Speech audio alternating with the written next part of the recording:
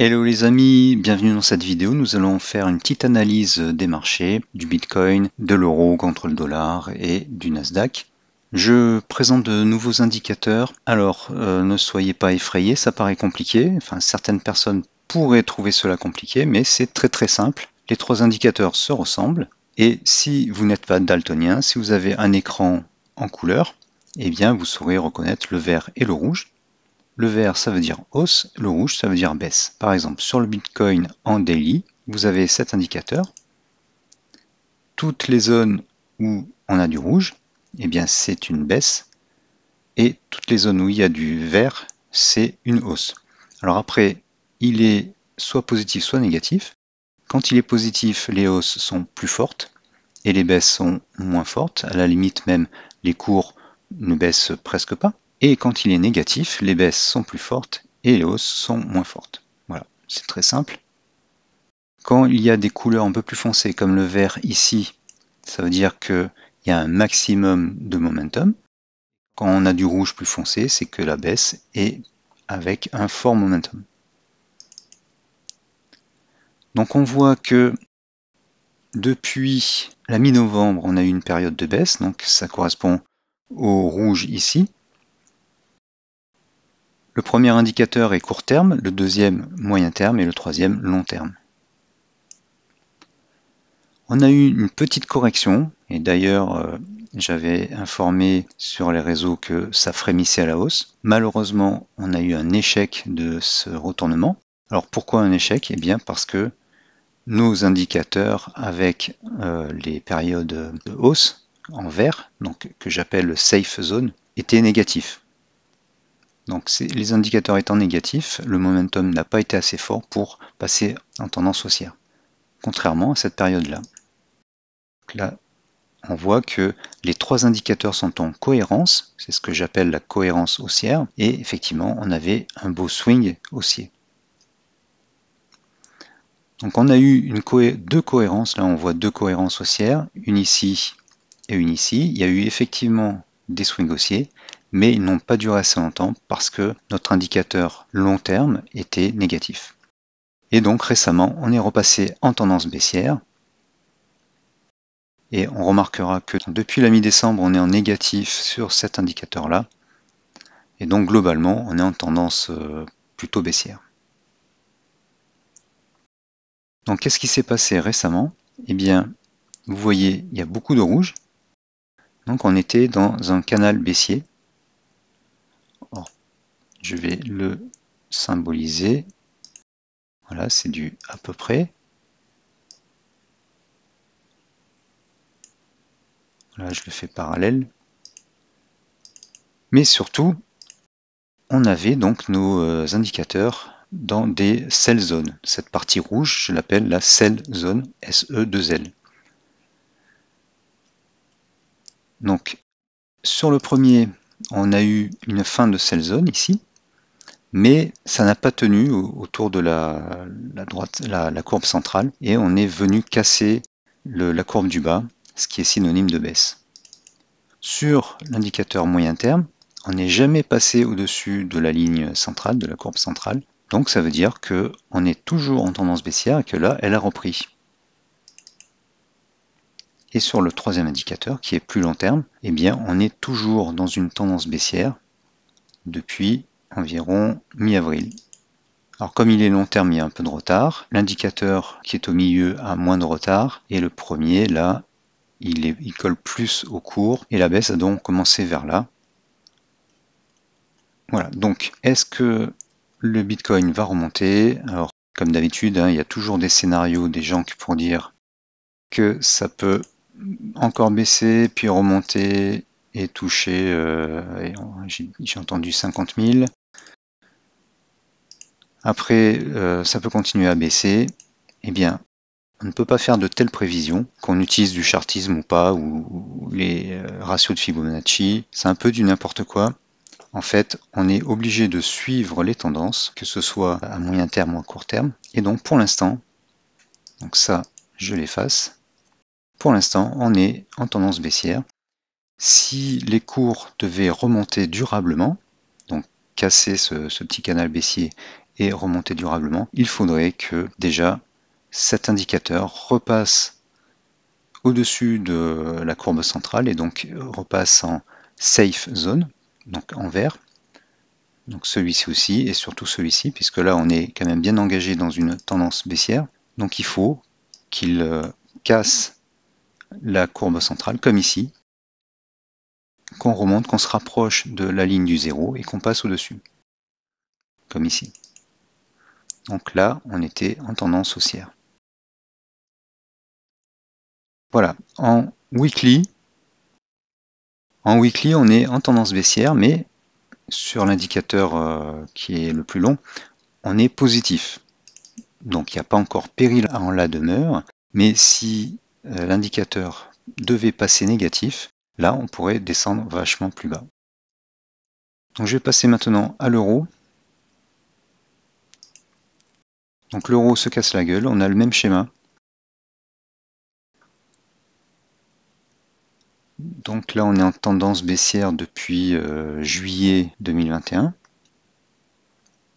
Bon, bah, ça se vérifie avec des périodes où on a du rouge et donc ça, la tendance baissière accélère, comme ici, ici et ici. Et pour l'instant, bah, ça n'a pas l'air de se retourner. Il faudrait, comme je disais pour le Bitcoin, qu'on passe en vert et qu'on se rapproche du 0 et qu'on passe au-dessus. Pour vous montrer la différence avec une tendance haussière, on va regarder le DXY.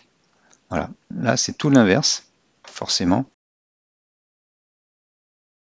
L'indicateur, donc je ne regarde pas avec vous les indicateurs les plus court terme parce que c'est vraiment du détail, hein, c'est pour du trading, mais globalement, le troisième indicateur là, il y a presque que du vert, sauf ici il y a eu une grosse correction. Mais comme l'indicateur était positif, ça a été une correction très faible.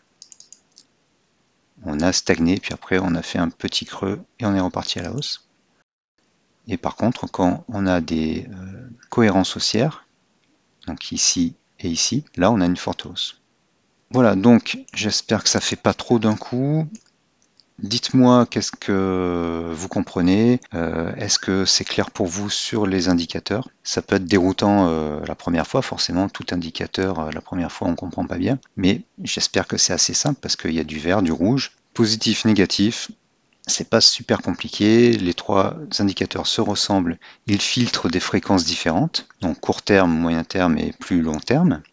Voilà, donc dites-moi dans les commentaires si vous comprenez et s'il faut que j'explique plus de choses et à quel niveau vous ne comprenez pas. On va finir avec le Nasdaq. Alors le Nasdaq, eh bien c'est le même schéma. On est en négatif et on est sur des sell zones.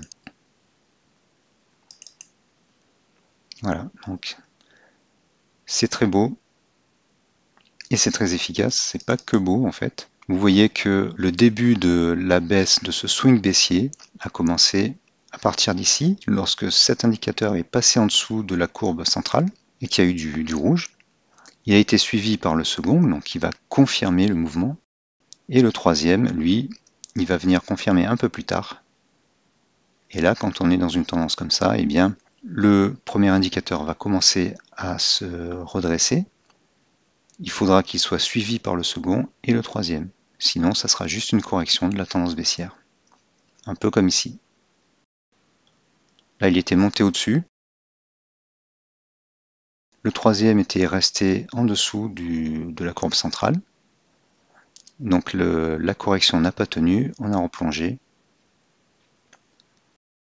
Et celle-ci, cette correction, était plus forte.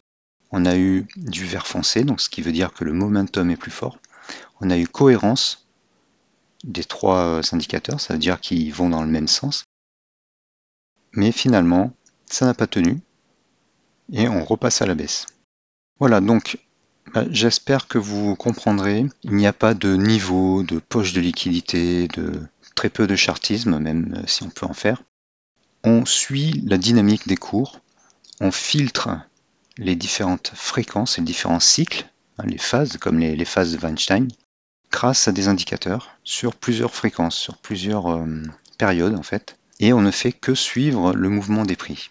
Donc là, je suis resté en daily, Je vais revenir sur le Bitcoin pour vous montrer ce qui s'est passé autour de la Fed, de l'annonce de la Fed.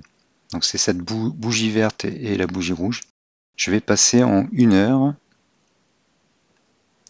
Voilà, on voit en fait l'inversion. Là c'est la bougie verte, la grosse bougie verte. Donc on avait de la cohérence haussière sur les 3 indicateurs en safe zone, donc la partie verte. Et puis ça a commencé à se tasser et à s'inverser.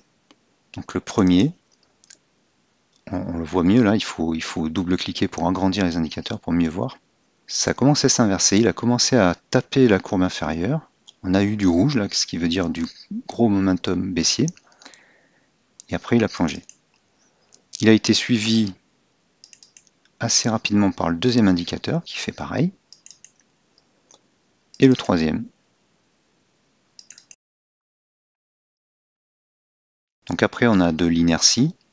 Donc les cours stagnent, bien qu'on soit en vert. Il y a une telle baisse qu'il y a de l'inertie et donc la stagnation vaut une compensation haussière, mais ça monte pas en fait. Et là on est trop négatif pour que les cours puissent remonter. Et là ce qu'on voit ici c'est que on s'apprête à replonger. Donc normalement on devrait continuer à plonger.